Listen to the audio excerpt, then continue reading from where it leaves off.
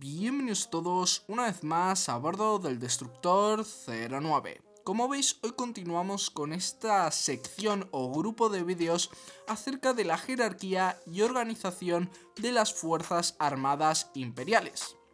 En el anterior vídeo estuve hablando de la jerarquía de la Armada Imperial y os comenté que en realidad había tres ramas principales.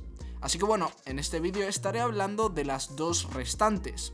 Dos ramas que están fuertemente relacionadas, por no decir que son casi lo mismo, pero ya os digo, estaban separadas legislativamente. Ya os dije en el vídeo anterior que era un poco caótica la organización de las Fuerzas Armadas Imperiales, pero bueno, intentaré hacer el esfuerzo de dejároslo lo más claro posible. Así que nada, si no queréis perderos nada de esta valiosísima información, acompañadme en este emocionante viaje a través del universo de Star Wars.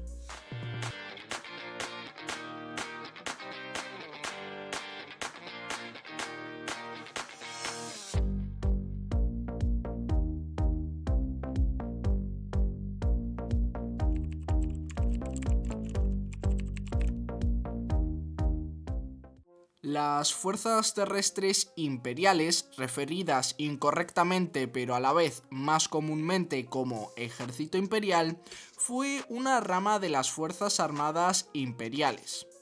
Su responsabilidad era la de mantener el orden terrestre en los planetas o invadir nuevos mundos.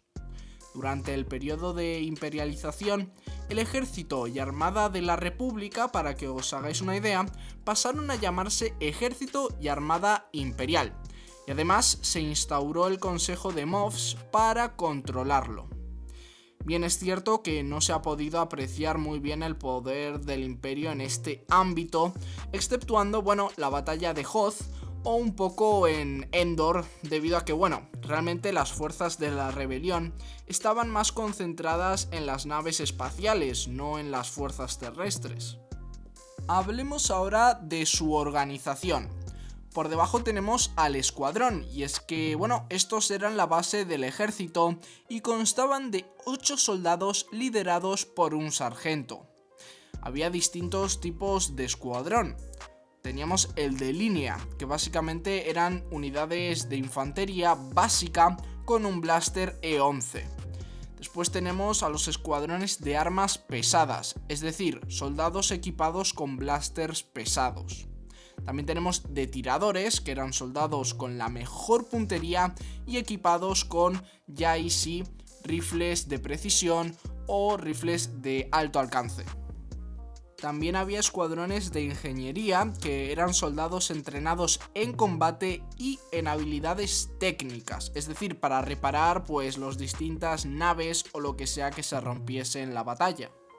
También tenemos escuadrones de repulsores, que se componen de 2 vehículos repulsores con una tripulación de un conductor, un soldado, un oficial, un técnico y un artillero.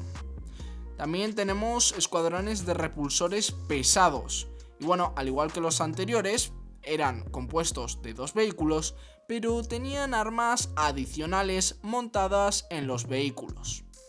También tenemos los escuadrones de exploración. Este tipo de escuadrón estaba compuesto solo de 5 soldados de reconocimiento con sus motos Speeder, como pudimos verlo en la batalla de Endor. Subimos en la pirámide y tenemos al pelotón, comandado por un teniente y formado por 4 escuadrones, es decir, 32 soldados aproximadamente. El pelotón de infantería de asalto estaba compuesto de 2 escuadrones de línea y 2 de armas pesadas. También estaba la infantería ligera. Estos estaban compuestos de 4 escuadrones de línea. También había pelotón de repulsores, que estaba compuesto de 4 escuadrones de repulsores. Teníamos el pelotón de repulsores pesado también, el pelotón de artillería, que eran 4 u 8 vehículos con una adición de 38 hombres. Y también tenemos el pelotón de exploración, que eran 2 escuadrones de línea y 2 escuadrones de exploración. Después tenemos la compañía, que se compone de 128 soldados, es decir, 4 pelotones aproximadamente. Este estaba dirigida por un capitán. Subimos y tenemos el batallón, comandados por un mayor. Era el doble de tamaño de una compañía, es decir, 256 soldados, sin contar los vehículos y toda esa parafernalia. También tenemos el regimiento, que son 2.500 soldados y 1.000 soldados de personal de apoyo, dirigidos todos por un teniente coronel. Subimos y tenemos el grupo de batalla. Y bueno, es que en el Gran Ejército de la República, las divisiones estaban en este lugar y eran normalmente asociados con lugares específicos como planetas o alguna especie. Sin embargo, el Imperio quiso darle un enfoque más unificado y lo cambió.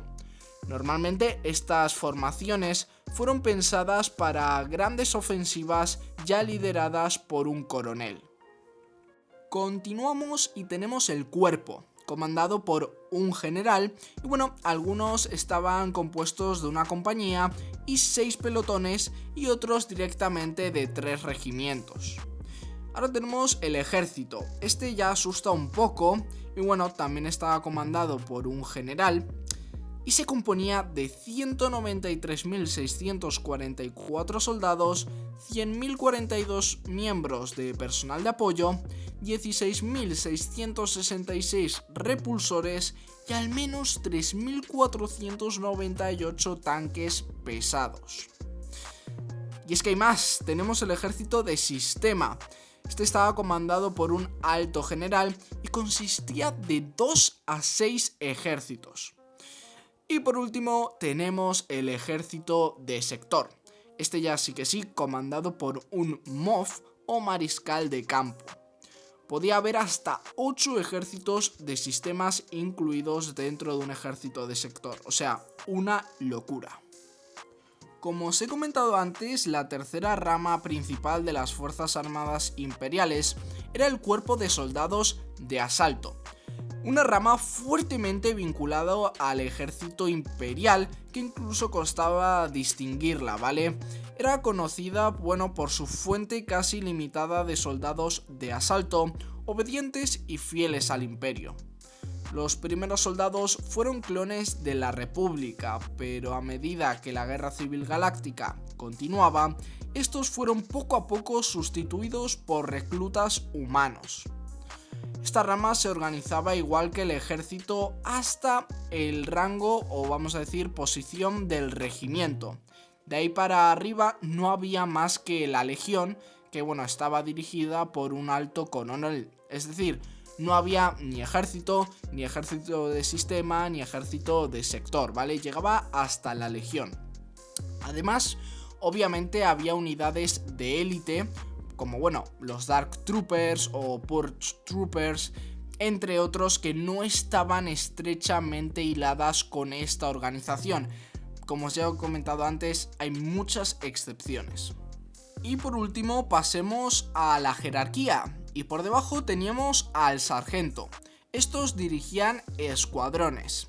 También tenemos al teniente que dirigía pelotones, al capitán que dirigían compañías, al mayor que dirigían batallones, al teniente coronel que dirigían regimientos, al coronel que dirigía un grupo de batalla, al general que dirigía un ejército, al alto general que dirigía un ejército de sistema y finalmente al MOF o mariscal de campo que dirigía un ejército de sector.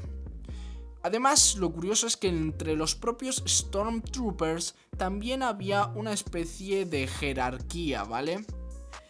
Y es que bueno, había 3 rangos bastante curiosos, vamos a decir, y es que bueno, un Stormtrooper hay que dejar claro que también podía ser sargento.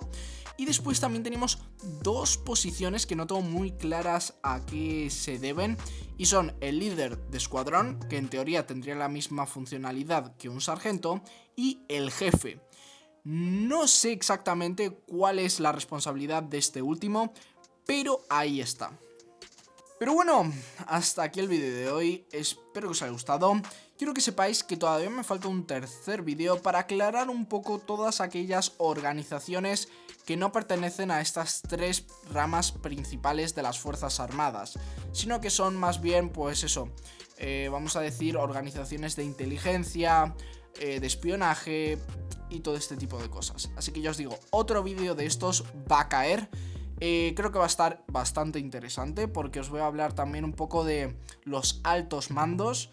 Pero bueno, dejad un buen like si os ha gustado, comentad qué otro vídeo queréis que traiga al canal y hasta el próximo vídeo.